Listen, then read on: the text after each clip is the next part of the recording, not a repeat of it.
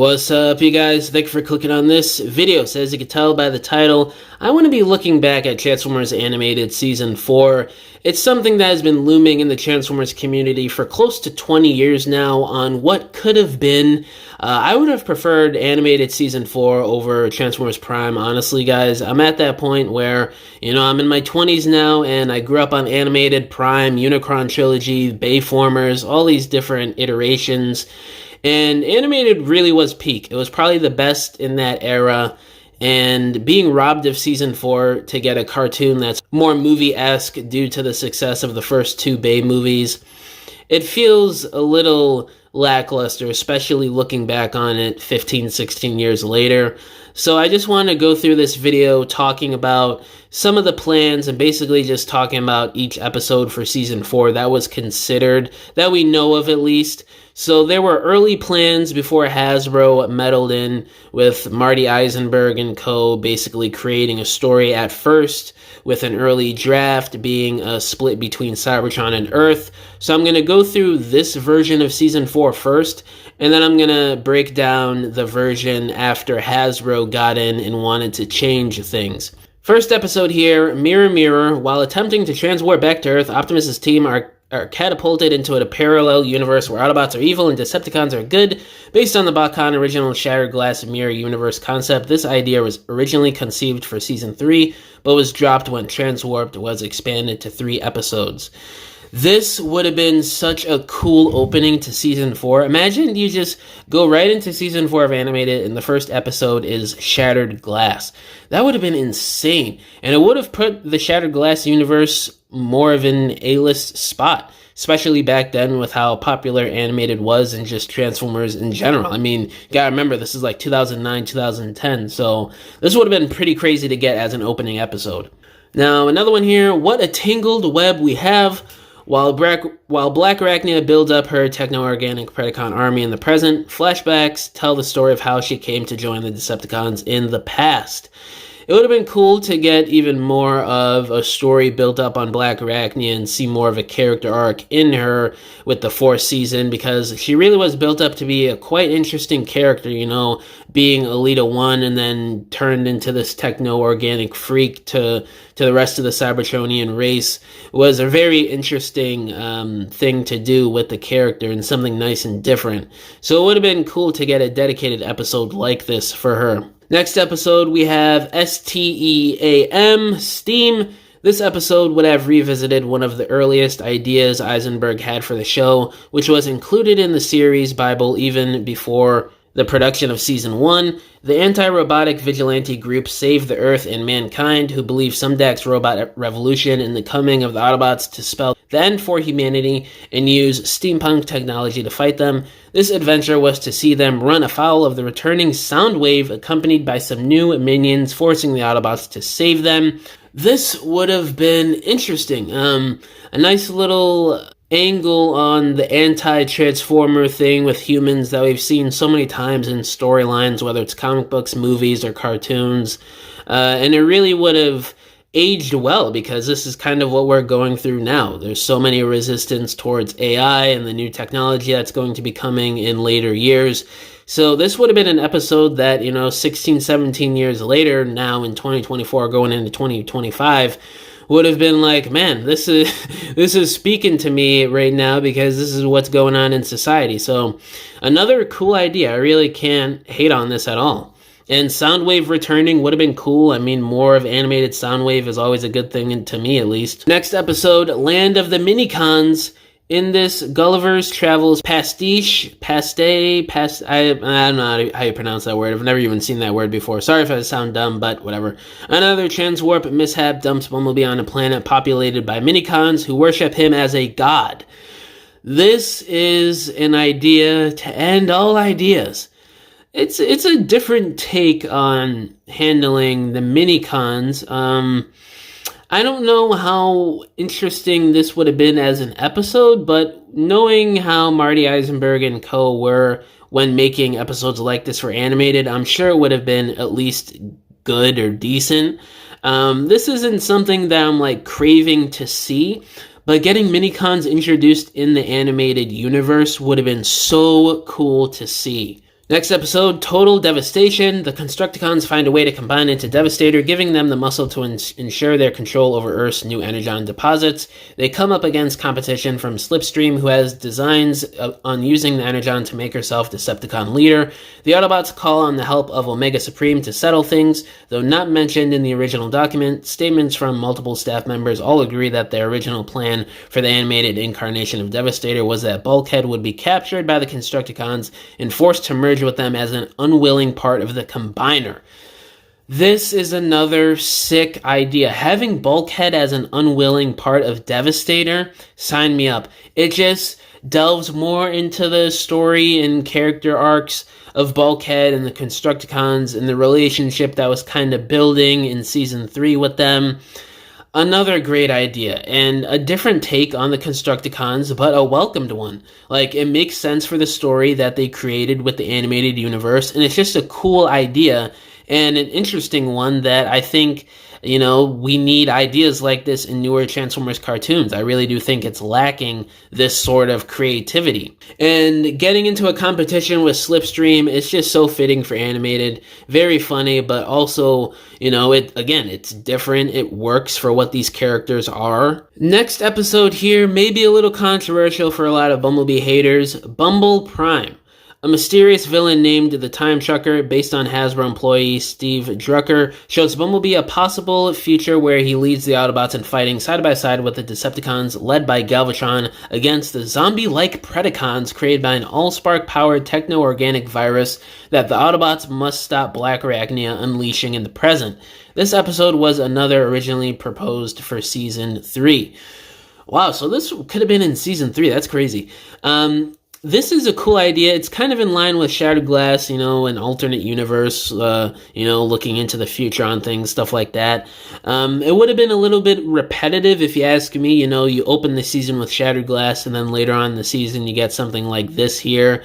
So one of these probably would have been cut, because to me at least it seems repetitive, and I don't think Hasbro would have wanted that, at least to me it looks like. This is a cool idea. It seems like a fan fiction that you would see as a stop motion on YouTube nowadays, but still, it is a really interesting take on where you could take these characters in a proposed future of Transformers. And it's something that Hasbro has played around with before, making Bumblebee the leader of the Autobots, putting him in the sort of Optimus Prime role, which we saw in R80 2015. So I don't know if this would have been completely scrapped, but next episode here, it came from Cybertron.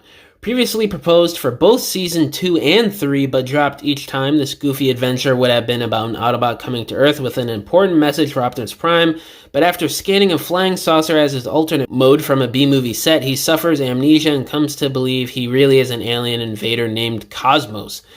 Interesting take on a character, classic G1 character, yet again, but it works within what they've created animated to be. And it really is another genius idea that I cannot shoot down, and I really would have loved to see this. And the fact that it was proposed for Season 2 and 3 but not put in any of those times is kind of weird to me, because it seems like a fun idea, and especially since back then they were trying to get a Cosmos figure out, and we did get one as a Legends class in Universe 2008, and there was supposed to be a Classics figure around 2006, I think, and there was also a Titanium figure that was made for concept art around that time as well. So it seems like Hasbro really wanted to get Cosmos out there, but it never really seemed to fit, which is kind of weird, because he's such an interesting and cool character where you could make so many different ideas from. You would think he would just be brought in like that, but I don't know, it's kind of weird. And I really want to know what the message for Optimus would have been, and what Cosmos' name would have originally been on Cybertron if this amnesia thing if the Cosmos name is all a part of the amnesia that he gets when he crashes on the B-movie set. So a lot of questions, but this is a cool episode. Next episode here, how are you going to keep him down on the Energon farm? Seeking to escape Optimus and Sentinel's fight for the position of Magnus for a while, Bulkhead returns to the Energon farm on which he was raised, with Jetfire and Jetstorm tagging along, only to find the farm has become a Decepticon target. Man, I don't know what this could have led to in terms of story progression, but It's a cool idea. You know, it makes sense for Bulkhead's character wanting to get away from the ruckus and just the troubles of things for a little while, because he's kind of like a peaceful, gentle giant. He's a little artistic and stuff, so it makes sense for his character.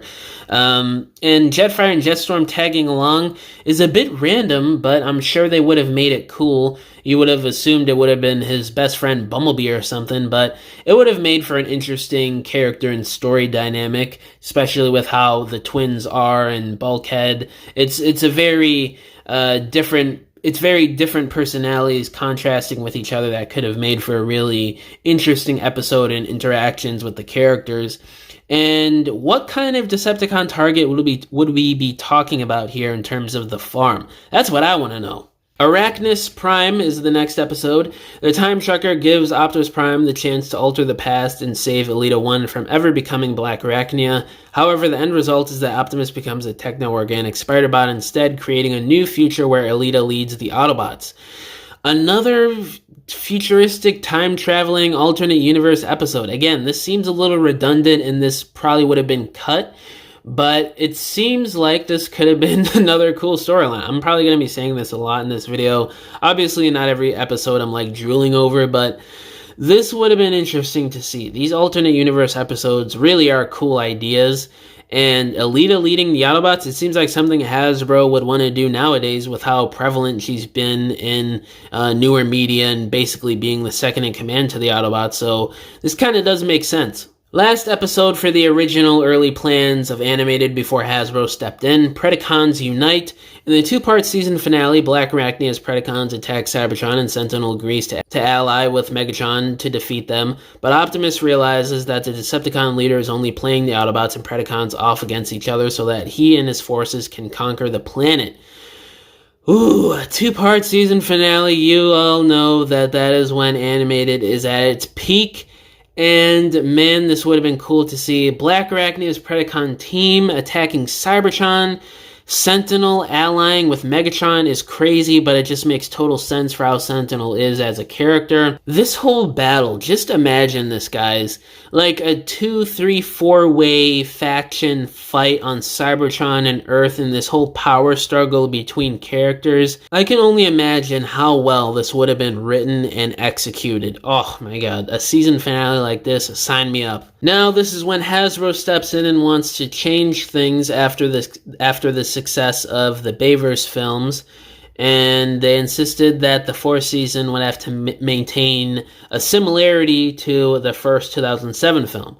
So, first episode here, Trial of Megatron. Using his trial as a cover to hide his scheming, Megatron seizes control of the Minicon guards of Kaon Prison. At his command, the Minicons reformat the city, allowing Megatron to launch Kaon itself into space and head for Earth, while Bulkhead and Sari remain behind on Cybertron to help deal with the aftermath of the disaster. Optimus Prime, now equipped with the Power Master armor, and the rest of his team with Ironhide in tow, pursue Megatron back to Earth. You can see where they're kind of trying to tie things together with the movies, adding Ironhide in there and making Megatron this crazy maniac. And the Minicons are a little random, but again, they wanted to include them, so it's cool and all. And I'm pretty sure Kaon Prison was going to be Trypticon, if I remember correctly, so that would have been cool to see. Next episode here, a reworked version of Total Devastation, dropping Omega Supreme and incorporating the concepts of Ironhide, acclimating to life on Earth.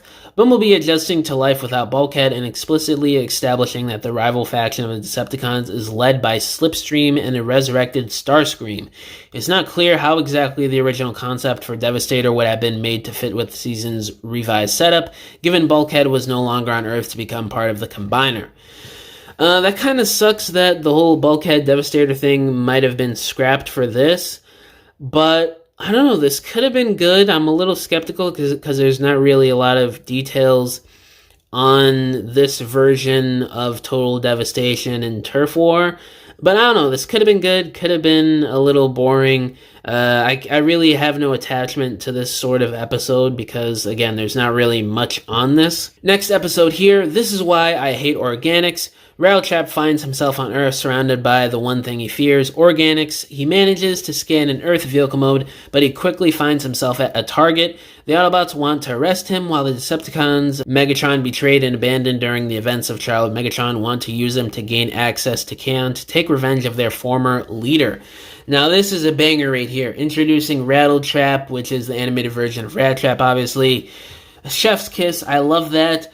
And the whole Megatron angle of this season seems like it would have been so good for the character, and something actually interesting that you don't really see with Megatron a lot of the times, especially back then in the 2000s. He was mostly just a big, angry, evil guy that just wanted to conquer the universe, except for, little story beats here and there from Beast Wars or Unicron Trilogy or whatever. Next episode here, Mirror Mirror, reworked from the earlier proposal for a Shattered Glass themed episode. This take on the concepts saw Bulkhead and Sari transported to the Mirror Universe when attempting to rejoin the other Autobots who had already returned to Earth. Could have been cool, could have been a lot less interesting than the first version of a Shattered Glass episode, but I don't know, I don't really have any attachment to this one, so I wouldn't really mind not seeing this. Next episode here, Gremlins and the Gears. The Minicons who run Kaon are on the loose and causing all kinds of havoc in Detroit by disassembling all machinery they come across, including the Autobots. To save their friends, Ratchet and Captain Fanzone must team up to stop the renegade Minicons. Another cool take on a faction from previous iterations. Man, they were just cooking with all sorts of different story takes on characters and factions and animated. Again, this is a welcomed idea and story that I would love to see as an episode get made one day. And it kind of makes the Minicons this gremlin sort of faction, which is really cool. And again, it makes sense for the characters. It seems like a natural progression to take them in a different iteration. Next episode here, What a Tangled Web We Weave. Modified from the original proposal for the episode, this version of Black Arachnea's story would have also detailed how she rebuilt Blitzwing into a triple changer, planting the seeds for her to do the same to Megatron later in the season. Oh man, getting a backstory on the triple changer system for Blitzwing. Oh jeez, this is so cool, and how Black Arachnea was actually behind that. Genius idea, and again, incorporating her into the story in more unique ways that actually make sense. Mwah, chef's kiss. And explaining Megatron's craziness in this season while changing him into a triple changer on how the system can make you go crazy like Blitzwing. Man, they are just cooking with the story write-ups and character arcs and developments here. This would have been an episode I would have absolutely loved to see. Oh, man. Next one here, another Steam version, essentially unchanged from the original proposal for the episode. That's interesting that Hasbro really saw nothing to change and they actually wanted this in the final version of the season. But it does make sense because it seems like more of a neutral idea that you could just pack in with this new version of Season 4 that Hasbro wanted animated to be. Next one here, it came from planet Cybertron. In this version of the 3 times proposed Cosmos episode, the important message he was bringing to Optimus Prime apparently warned of a traitor in the Autobot ranks, setting up the events of a later episode, Process of Elimination. Yo, this could have been peak. Again, putting my guy Cosmos in there, and that being the message, oh man, this could have made for a juicy later season, and potentially planting seeds for stories in Season 5, maybe? I don't know, that's just my gears turning in my head here. Next one here, Triple Threat. Black Arachnea upgrades Megatron into a new triple-changing form, but like Blitzwing before him, the process leaves him with an unstable personality, and he becomes a one-bot army, blowing away anything and anyone in his path with the Autobots powerless to stop him. Again, going off of that episode before and just taking that and making it better and just developing more from that story is just amazing.